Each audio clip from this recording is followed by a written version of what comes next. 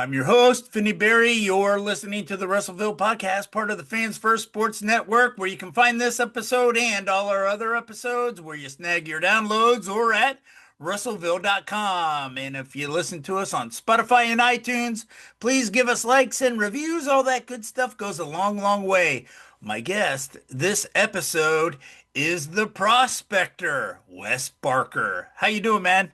I'm doing good. Thanks for having me back on Wrestleville. I've been here twice in a very short period of time. I think I might have to buy property in this town you got going on. Yeah, hey, yeah, you might stake your claim, you know what I'm saying?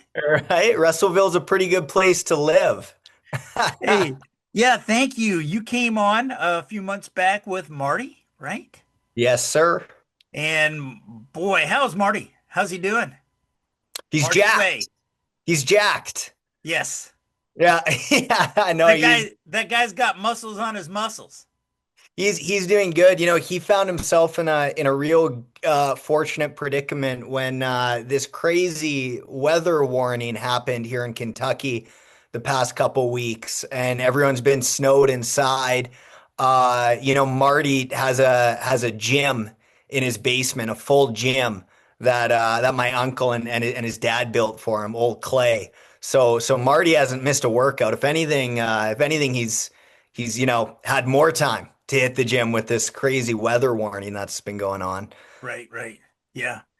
Yeah, it has been something else, man, right? It's record breaking winter. Yeah, I know, and for Texas where you are in Kentucky, it is record breaking. And then like me having grown up in Canada, I'm like, this is a Tuesday in May. Like Right. there's literally nothing exceptional about what's going on here other than no one knows how to handle it. So Right. Absolutely. Absolutely. How's the wrestling going for you? You guys, you staying busy? super busy. My 2026 is jam packed.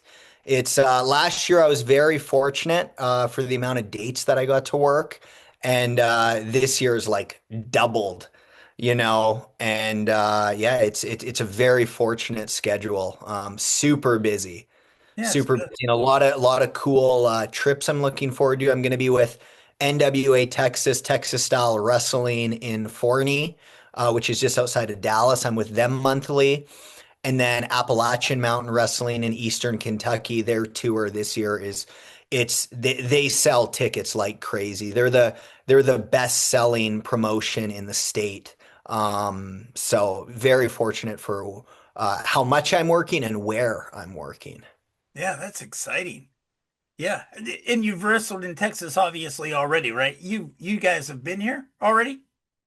Yes, yeah. I've worked for Texas style wrestling twice already, and yeah, and I have their full 2026 calendar Well, set up. So, what do you think of Texas? well, don't mess with it. That's what I think. I know the catchphrases. I love Texas. I love Texas. I did my wrestling training at Reality of Wrestling. I did my TV Yes, training there, which that's is in right. Houston. And so I got to know Houston very well. And then the NWA Texas, they're based out of Dallas. So that's where I've been recently. And yeah, it's a great state. It's Now, it's a real great, lot of history there. oh yeah. And Oh my gosh. Yeah, from all corners, right? I mean, Amarillo, there was wrestling history. El Paso, there's wrestling history. You go, yeah, it's all over the place. Texas, Houston, San Antonio. Yeah, it's yeah, it's a wonderful state. I've driven that state a couple times, and yeah, Amarillo. I think there's a restaurant there called the Big Texan Steakhouse. yes, yes. And yeah, they have like the just ginormous steak that, if you can eat it all in under an hour, you get it for free. And like the It's last person 70, to do it. yeah, it's Yeah, 72 ounces. yeah, and the record is held by like a legit tiger. Like they brought a tiger into the restaurant and he just housed this steak. And it's like, I love Amarillo. I was working for Jacques Rougeau of the fabulous Rougeaus in Montreal, and he messaged me that he needed a promo for an upcoming date, and I just happened to be outside the Big Texan in Amarillo. So I shot a promo for a show in Montreal outside of that outside of that restaurant. That's why I know it so well. Hey, I'm gonna go back to what you said. You had said something about don't mess with Texas. You know Yeah. what you know what that comes from, right? You know what I that phrase what it was created for. No. Okay, it was a litter campaign. For like what, throwing trash on the ground? Yeah, don't throw trash. Yeah, don't mess with Texas. Really? Yeah, it was a litter campaign. Oh, Yeah. wow. The more you know. Yeah. Yeah, I just thought I'd throw that out there because a lot of people say, "Oh, you Texans are so cocky. We'll mess with Texas if we want to." Yeah, it's like, no, dude, it was a litter campaign. Don't mess with Texas. I mean that sounds more badass than don't litter. I mean, Yeah, it's that's right. Yeah. So I brought you on the show because you have written a book, right? And yes, sir. it came out what? Over Thanksgiving, over Oh, October? oh, When was it? over Christmas break. It came out November 17th. Okay. Yeah, yeah, November 17th, and it was 20 years to the day of the first live wrestling show that I had seen. Oh wow. Yeah, very cool. So yeah, it was November 17th that came out and did really well over Christmas. And you know the exciting thing about writing a book is that it's it's like as a wrestler, you look at the merchandise that you sell, and like t-shirts kind of, it's like you kind of always have to be creating new designs and whatnot, and but a book's never going to change. Like it's perfect. Like, I'm just good on the merch stand for the rest of my career. I can just have this book, and Right. it'll never go stale, right? Yeah, it'll always yeah, you'll always have it at the table, right? I mean, it's something you have and it's a talking piece. Hey, what is it? Hey, what's this about? Hey, who did this? Who wrote this? I mean, it's yeah, when I go to shows or conventions or something and people see that I have wrestling books, it's they they they start talking about the book, right? And then they of course I was fortunate to write about Lance Von Erich, right? The Von Erichs. Yeah. And so when they see it's the Von Erichs, it's a good talking piece. And, then they get talking about my other stuff. But yeah, you can't go wrong with having a book on your, on your table because not every wrestler does have a book, right? And so, well, tell us what your book is about, man. So my book is based on the history of my great great great grandfather Billy Barker. So in 1862, during a very harsh winter, one much harsher than the one that Kentucky and Texas is facing right now, that's for sure. He struck gold and kickstarted the Caribou Gold Rush, which is in present day northern British Columbia. So my book takes that history, that true history, and turns it into a spaghetti western. So it's historical fiction. It was a lot of fun to write because what I did was I took the framework for the truth, which was, Billy Barker was a prospector. He struck gold. The boomtown of Barkerville blew up, and all these people came to the Caribou, and it was a big gold rush. And then Barkerville burnt to the ground. And that's the incredible true history of the Caribou Gold Rush and of Billy Barker. However, I went in and changed up the details of how we got that framework and had a lot of fun with it. It's a spaghetti western. It really is. It's a lot of fun. Very entertaining. My motto as I was writing the book, even though it's grounded in reality, was I'm not going to let the truth get in the way of a good story, and I didn't. People really find this one to be a good ride. Yeah, yeah. No, I used to work in news, right? And every Right. once in a while, someone would say, "Hey, don't let the truth get in the way of a good story." And boy, it would get us laughing, right? Because, it was, hey, sometimes you'll be listening to the reporters and yeah, you hear them tell their story and the way they tell it, and it was like, you know, I was there, dude, and I didn't hear it quite like that. I was Well, there too. y- it's an interesting part of the writing process that took place during this is how little, like on the topic of news and reporting, how little news and reporting about Billy Barker specifically there is. Now, there's Barkerville, the boomtown is now a protected historic site in Canada. And you can visit it and tour it. And there's, books written about Barkerville and the Caribou Gold Rush, of course. However, Billy specifically, my great great great grandfather, has been like sort of relegated to a footnote. And there's not much known about him. Like if you look up his Wikipedia, it's bland and there's not like they tell you how much gold he found and where he found it, but they can't tell you about the man that he was, right? So yeah, like I had a really good time reinventing or not even reinventing because it's hard to say that he was even invented in the public consciousness and in the news cycles to begin with because there's so little known about him. So I had a really good time inventing that character, I think would be a more accurate thing to say. Yeah. Why do you think his legacy wasn't, if he discovered gold in this area, why do you think did somebody else get the credit? No, no, and that's the interesting part about it is he did get the credit. I mean, the town's named after him. Like the Oh, town is Barkerville, right? Like it doesn't get more right. egomaniacal than that, right? I even say in the book, I go, in Texas, they named the boomtown Hangtown after, or sorry, not in California.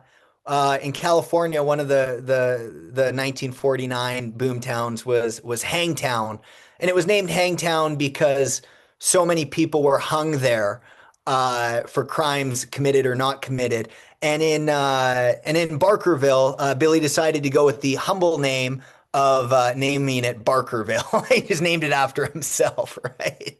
Right, right. Yeah, I was telling you before we started recording that I was doing research on some stuff and some, some history and I was like telling my wife, I was like, wow, I can't believe nobody's written about this, right? So, it's some of those stories that get overlooked by you know, for whatever reason, right? Something was more attractive to whoever. But these stories are gems, right? And they need to be told. And so do you feel like you did your relative some justice there and with I the I really really hope so. You know, the difficult part is that there's so little like recorded information about him. As I said, but the fun part about this writing process was okay, like we don't know much about him, but I know what a really cool cowboy would look like. I know what, a really badass outlaw would be like. So, taking the spaghetti western type trope and those type of Clint Eastwood characters and applying that to Billy Barker. I mean, like I think that yeah, I think that he up in heaven is I think pretty happy with the depiction that he got given because if somebody wrote a book about me and made me as badass of a cowboy as I made him, I'd be like fist pumping like, yeah, you're right, that is the truth. That's exactly how it went. No one question it, please. Right, right. Absolutely. So, Hey, when I was talking to John Cosper yeah, and he was telling me about you and Marty, and then he had he was impressed. He goes, "Oh yeah, man, this guy's writing a book." This is prior to me talking to you, right? And right. I was like, "Oh, okay," because I know how long that process takes. So, Oh uh, yeah. but then I interviewed you and Marty, and the next time I turn around, I'm seeing the book on the internet, and I was like, "Wow!" I mean, this guy wasn't writing a book; he wrote the book, right? I mean, it came out like from the time that he told me the story, it came out fairly quick, and I thought, "Wow, So how long were you working on it?" I wish that were true. I wish that it had been that quick. No, I started the book when I was training at Reality of Wrestling in Houston. And that was just over a year and a half earlier from actual publication, I believe.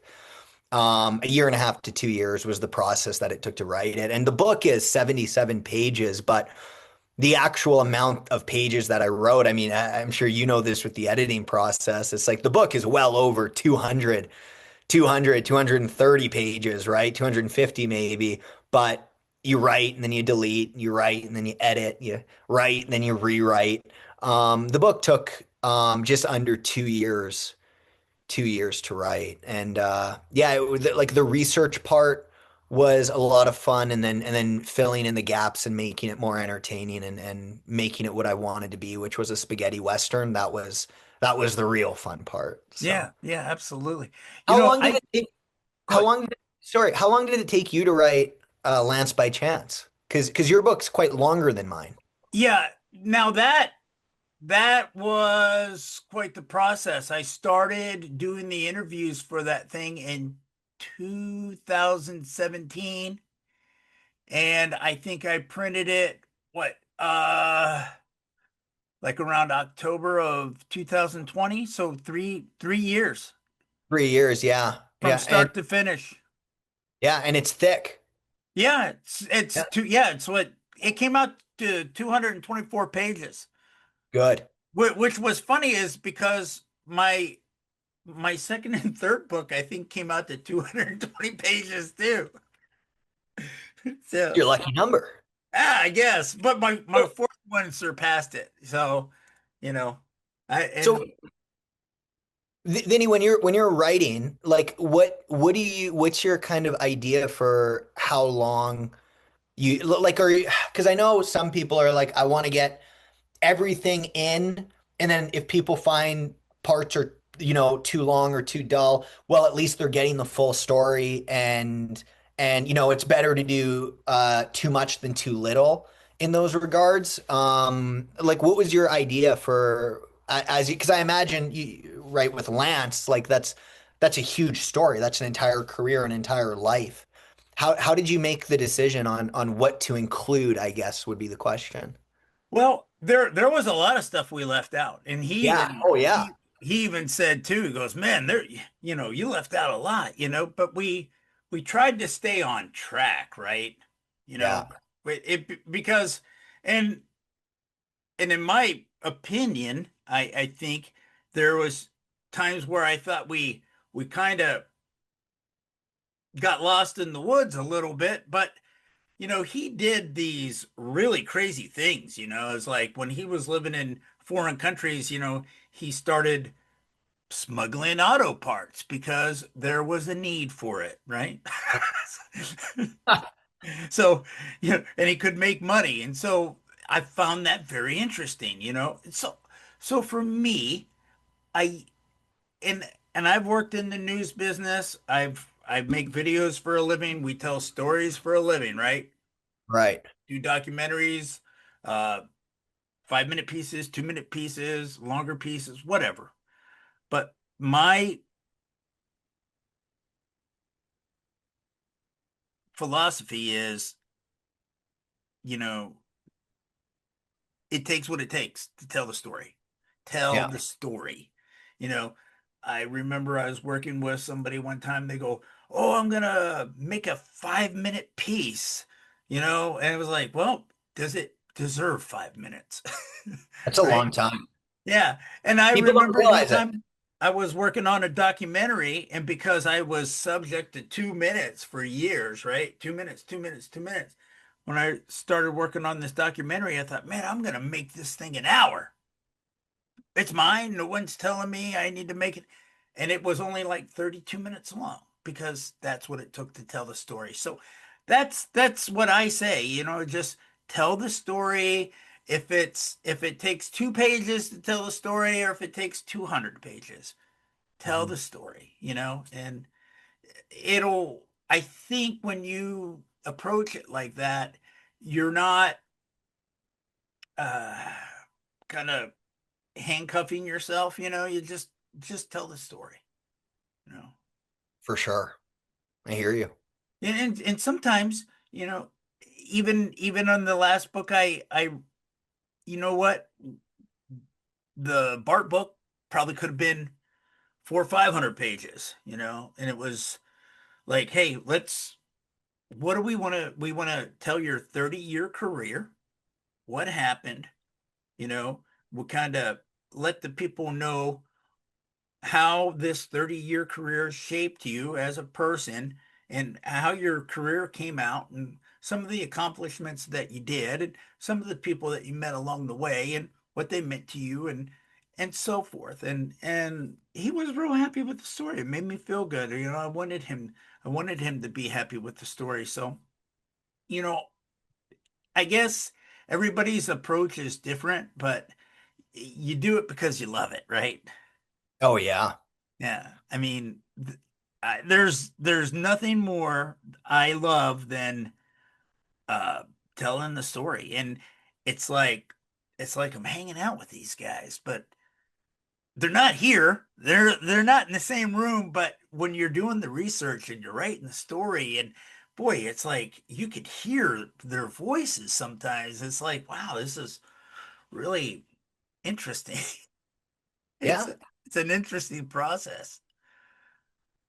absolutely. Unlike anything I've ever experienced, it's what was it about writing for you? What got you involved? What made you think, hey, this is something I want to pursue? Was it something you maybe tickled your fancy in high school or something? Yeah, I like my education is in like the film industry. So I have a film degree, and screenwriting was always my favorite part of the filmmaking process. Like I'm to this day, like movies are the like wrestling is obviously, my entire life, but like I'm a big movie fan as well. And I guess it's very difficult to make a movie when you're a professional wrestler doing it full time, because like all the work that goes into shooting something is just astronomical. But I found that while I was on the road, that I could say write a movie. So I started, writing the Ballad of the Prospector in Houston, Texas. Then I, wrote a few pages in Calgary, Alberta, a few more in Prince George, British Columbia, a couple when I was in Vancouver, and then uh, came to Kentucky to live with my cousin Marty, and between Ohio and Tennessee and all over Kentucky, a couple pages here, a couple pages there. So I was able to, just drag my laptop around with my wrestling schedule and write this book. And it reads very much like a screenplay would, in that it's, fast paced. I don't go too much into, the flowery language of describing everything. Um, the George R. R. Martin Game of Thrones type writing, right? Where the books are just, massive. So yeah, I wrote the book as if it was like a movie, a movie screenplay, and wrote it on the road while I was wrestling because I was like, well, I can't make movies as a professional wrestler. It's just impossible with the schedules. But I could definitely, find the time to write one on my own and do just a one-man project here. Um, that works with my wrestling schedule. So this book, it's funny, like almost every 2 pages were written in a different part of the planet. Yeah, Like that's interesting. yeah, like it's some writers like I know R.L. Stine, the guy who writes Goosebumps, he has like this giant desk in his office, and he goes, "This is where I write my books every morning." I wake up every morning and I work on a Goosebumps book at this desk. And I'm like, this book was written in, motels, cars, airplanes, Right. hotel lobbies, I don't know, whatever you can think of, At the gas backstage. pump. Yeah, at the gas pump for sure, right? Everywhere. This book is like, yeah, everywhere. So when you're, you know, on the creative train, right? When you're thinking about, do you get these ideas and you kind of like, that idea might not fit for this project, but I might want to use that for something else. I mean, obviously, for me, and I mean, the way my brain works, man, it's like, wow, what's the sequel? And I haven't even finished the first one. What's the sequel? I'm always like just thinking about what would be so interesting. I love telling stories. I've said that many times on this podcast. I love telling stories. That's why I like listening to you guys, and hearing what you have to say and what's going on. And so for me, it's almost like a Rolodex of ideas in there. What's it like for you? It's the same. I mean, like the way I was fortunate with this book in that I had the framework just from history. Like it's a historically accurate framework. But then of course, like how do I get to each key moment in history is most often completely fabricated. And what I found the best way to filter the ideas, because yeah, same thing in that you have a million ideas and they can't all make it into the book, right? The way I found the best way to navigate it was to always just come back to character, right? Character and theme. So, the theme of this book is that Billy Barker strikes gold and thinks that it's going to give him everything he ever wanted in life.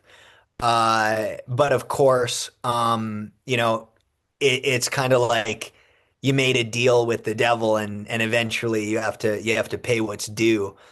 And I thought that was a very interesting theme to pursue is like vices, right? And in Quesnel, British Columbia, there's actually a casino named after Billy Barker.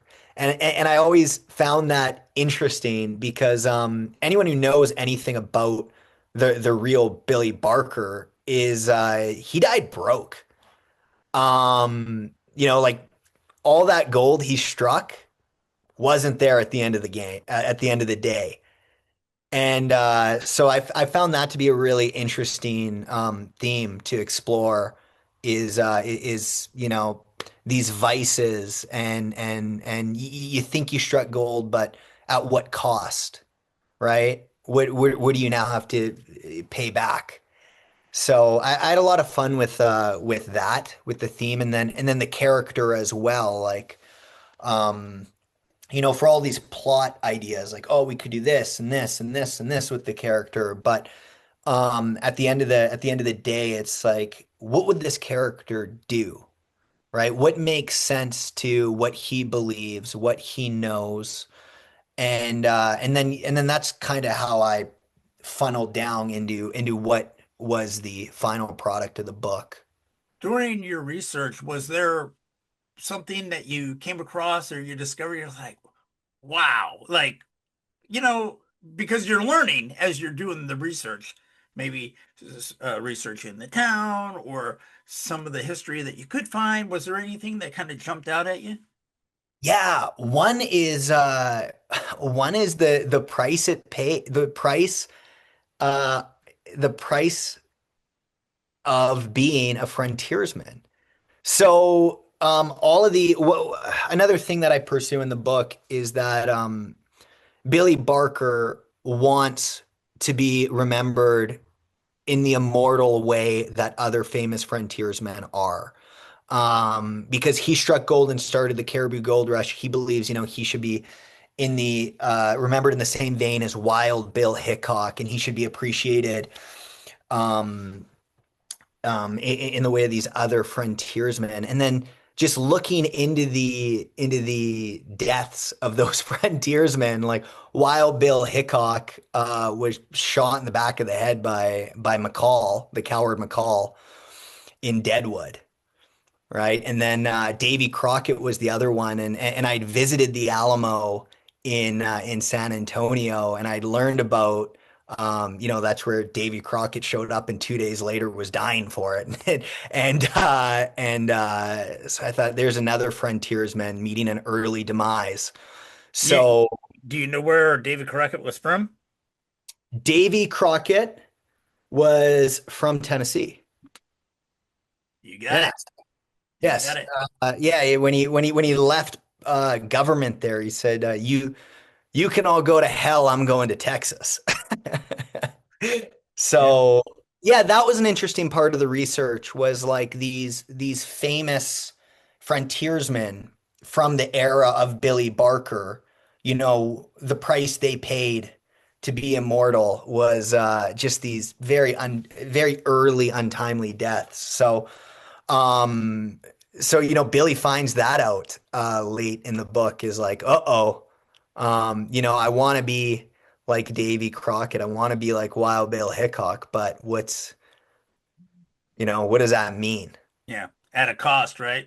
Comes At at a a cost. cost, right? It comes at a cost. So that was a very interesting area that research brought me. So Do you think you might do another project, a writing project?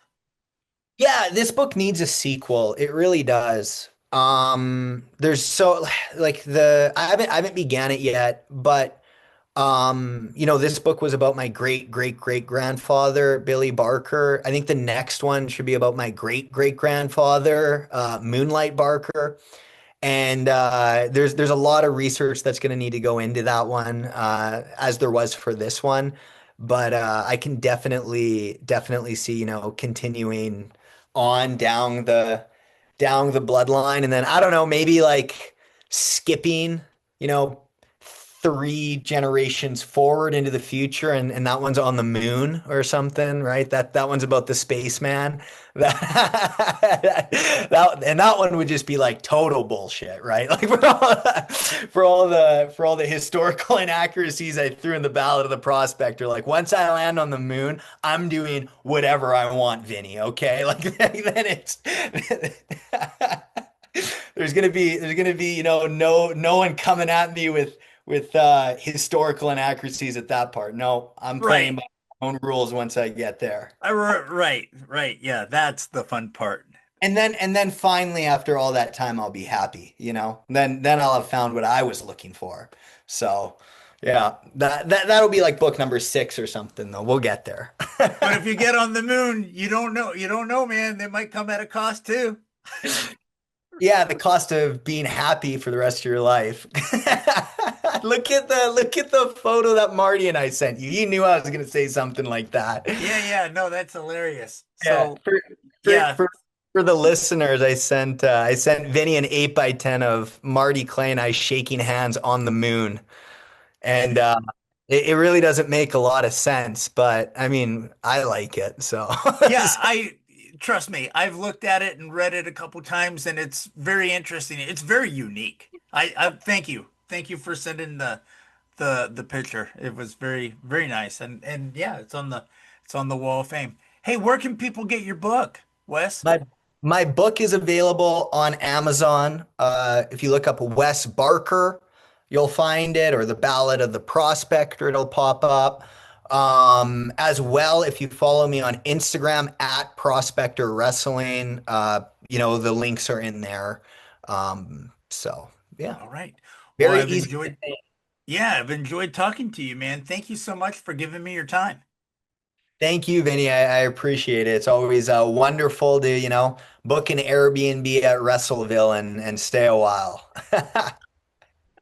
You're listening to the Wrestleville podcast where the wrestling fans live.